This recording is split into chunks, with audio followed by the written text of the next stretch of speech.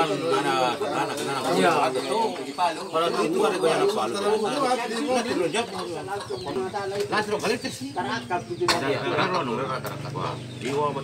Jadi kalau kita berbicara masalah panik, kemarin itu ada 2 dusun di sini sebenarnya yang panik memang, dusun Babanan dengan dusun Marwangi, Cempaya sebagian.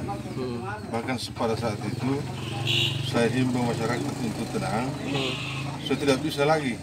Bahkan masyarakat tidak peduli pada saat itu, akhirnya berlarian semua. Itu kenapa sampai panik sebesar itu, Pak? Itu kebetulan kemarin menurut informasi saya cek-cek, ada warga yang mengumumkan di masjid Marwangin pertama. Iseng-iseng mungkin akhirnya Mengumumkan bahwa waspada, itu saya waspada. Kan dia lihat di media, katanya di media sosial. Akhirnya itu. Nah, memang kebetulan itu hari kan ada dia lihat dari Badan Meteorologi kan di HP bilang ada gempa 3,1 skala kan. Nah, sekitar 37 kilo dari pesisir pantai Senjai. Nah, akhirnya itu yang membuat masyarakat di sini heboh.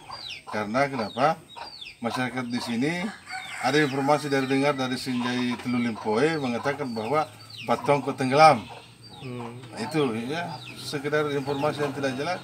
Ya, kita di sini menganggap bahwa Telulimpoe desa Patongko sudah tenggelam, akhirnya pada berlari tidak bisa lagi dibendung. Berapa jiwa warga Pak yang mengungsi kira-kira?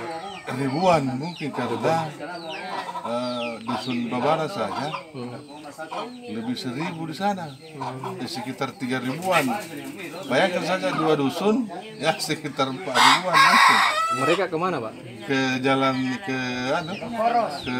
Poros menuju ke gunung. Dataran tinggi. Iya, dataran tinggi. Pak, kira-kira pendeteksi tsunami itu penting, Pak, bagi Bapak, Pak?